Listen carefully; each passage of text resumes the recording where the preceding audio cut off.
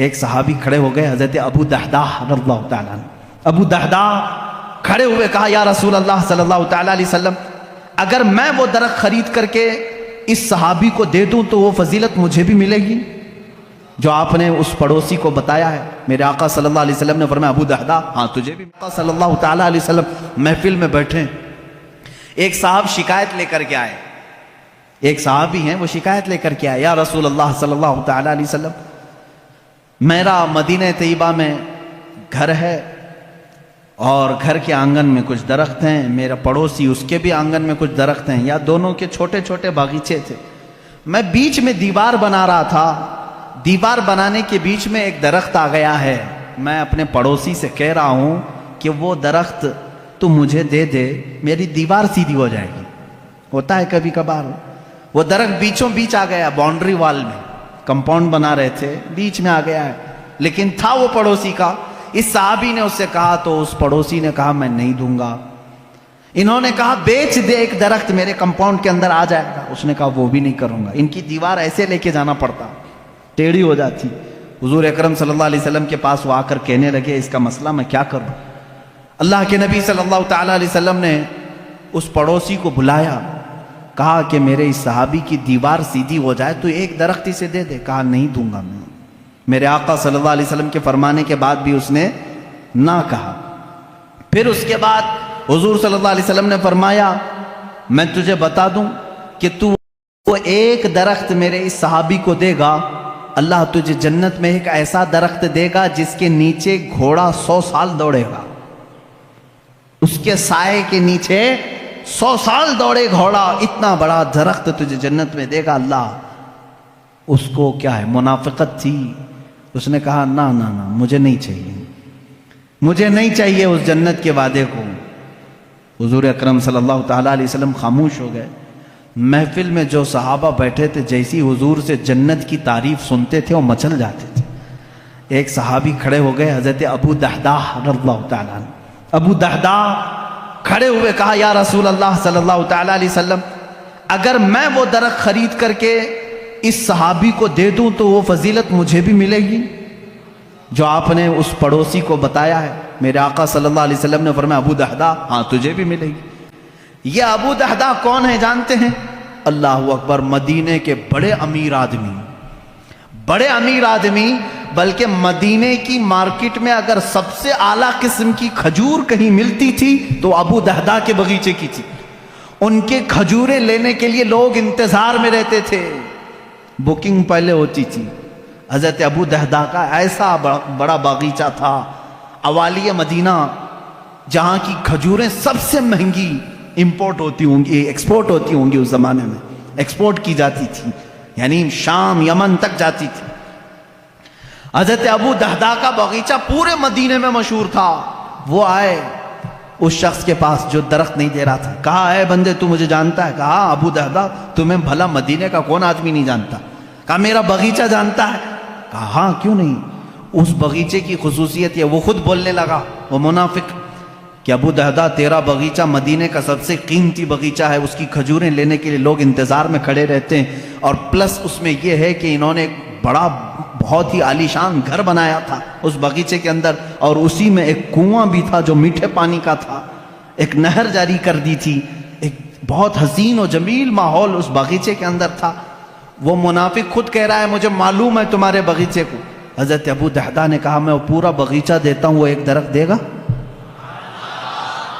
اس نے کہا یہ کیا پاگل پن ہے، ایسی بھی کوئی بات ہو سکتی ہے؟ ابو دہدہ کا باغیچہ اور میرا ایک درخت، وہ بھی کمپاؤنڈ کے بیچ میں آ رہا ہے۔ حضرت ابو دہدہ سے اس نے کہا کیا یہ بات تو ہوش و حواس میں کہہ رہا ہے؟ کہا جب بھی رسول پاک کے پاس ہوتے ہیں مکمل اعتماد کے ساتھ بات کرتے ہیں، یہاں دنیا کا اللہ کا سب سے آخری رسول موجود ہے، یہ میرے گواہ ہیں۔ اس نے کہا فوراً دے دو۔ حضور صلی اللہ تعالیٰ علیہ وسلم سے انہوں نے کھڑے کھڑے تجارت کر دی، کھڑے کھڑے وہیں پر۔ اس منافق نے کہا میں نے ایک درخت بیچ دیا، حضرت ابو دہدہ نے کہا میں نے اپنا پورا باغیچہ تجھے بیچ دیا۔ ہو گئی بات۔ ابو دہدہ آئے، बगीचे में घर भी था, बीवी भी थी, बच्चे भी थे, सामान भी था। दरवाजे पर कंपाउंड के बाहर खड़े बगीचे के पुकारने लगे अपनी बीवी को, उम्मु दहदा मैंने ये बगीचा आज बेच दिया है। औरतों के मामला तो मालूम होंगे आपको, अपने मर्दों की कोई चीज बेचने कहाँ देती, लेकिन वो सहाबिया थी। अंदर से कहती अबू दहदा तुम बड़े ताजिर आदमी हो, कुछ भी सौदा करोगे तो फायदे के बगैर तो नहीं करोगे, मुझे यकीन है कोई नफे की तिजारत करके आए होगे। नफे की? अबू दहदा ने कहा हाँ बिल्कुल तूने सही गुमान किया, मैंने नफे की ही तिजारत की है। उम्मे दहदा ने कहा बेच दिया? कहा हाँ, जल्दी से अपना सामान उठा और बाहर निकला, अब हमारी मिल्कियत में नहीं है, ये बागीचा अब हमारी मिल्कियत में नहीं। वो जल्दी जल्दी सामान उठाने लगी और दरवाजे पर अभी आई नहीं थी, पूछा कितने में बेचा, कितने में बेचा? बीवी को बताना तो होगा। अबू दहदा बाहर ही खड़े कहने लगे रसूलुल्लाह सल्लल्लाहु अलैहि वसल्लम के पास तिजारत हुई है, मैंने ये पूरा बगीचा एक ऐसे दरख्त के बदले में बेचा है जिसके साए में घोड़ा 100 साल दौड़ेगा। वो चीखने लगी, चिल्लाने लगी, कहा अबू दहदा मैंने सिर्फ तुझको दुनियावी तिजारत में माहिर समझा था, तू तो आखिरत का भी ताजिर निकला। अपने शौहर पर ऐसा यकीन रखने वाली खातून सामान लेकर बाहर निकल आई। ये नहीं कहा बच्चे कहाँ रहेंगे, कहाँ घर बनेगा, कुछ नहीं, सब छोड़कर बाहर निकल आई और प्लस ये कह रही है तो आखिरत का भी माहिर ताजिर निकला। मेरे आका सल्लल्लाहु अलैहि वसल्लम के पास आए अपनी बीवी और बच्चों को लेकर के, कहा या रसूल अल्लाह मैंने उसे सुपुर्द कर दिया, अपने इस सहाबी से कहें अपनी दीवार सीधी कर ले और अपना दरख्त अंदर कर ले। अब फिर पूछने लगे या रसूल अल्लाह सल्लल्लाहु अलैहि वसल्लम अब वो जो आपने वादा किया था वो एक दरख्त मेरा पक्का है ना? हुजूर सल्लल्लाहु अलैहि वसल्लम ने फरमाया नहीं। अब यहाँ बात, कभी कभार मेरे आका सल्लल्लाहु ताला अलैहि वसल्लम तफरीह कल्ब के लिए फरमाते थे। अबू दहदा के होश और हवास भागता हो गए, खड़े हो गए कि आका पूरा बगीचा दे आया हूँ। अबू दहदा पूछ रहे हैं आका मेरा वो एक दरख्त पक्का है जो आपने फरमाया? हुजूर ने फरमाया नहीं अबू दहदा वो तो एक दरख्त के बदले में था, वो तो एक दरख्त के बदले में था, तू तो पूरा बागीचा दे आया है। अब मेरे मौला ने मुझे वही करके बताया है, अबू दहदा को जन्नत में वो बागीचा दूंगा जिसके दरख्तों की कोई गिनती भी नहीं कर सकेगा। हुजूर सल्लल्लाहु अलैहि वसल्लम फरमा रहे मैं तेरे बागीचे के दरख्तों की गिनती देख रहा हूं। हजरत अबू दहदा उसी वक्त कहे फुस्तु बिरब्बिल काबा, रब्बे काबा की कसम मैं कामयाब हूं। ये यकीन अगर किसी के पास था तो वो सहाबा की जिंदगी में था। अगर रसूल फरमा दे तो उन्हें 100% यकीन होता।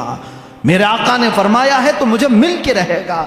अजीज़ा ने गिरामी, अहादीस से रसूल अगर तुम्हें किसी बात की तरफ बुलाती हैं तो दुनिया को ठोकर मार देना, क्योंकि मेरे नबी ने जो वादा फरमाया है वो हक है और 100% हक है। इस तरह कई सहाबा हैं जिन्होंने अपनी तमाम चीज़ें वार दी मेरे आका सल्लल्लाहु अलैहि वसल्लम की। हज़रत उस्मान इब्न अफ़्फ़ान रज़ियल्लाहु ताला अन्हु एक बार नहीं कई मरतबा, इंशाअल्लाह अज़ीज़ खुलफाए राशिदीन की सीरत में कल अर्ज़ करूँगा। मैं उनकी कुर्बानियों के मुतालिक भी आपके सामने कुछ बातें रखने की कोशिश करता हूँ।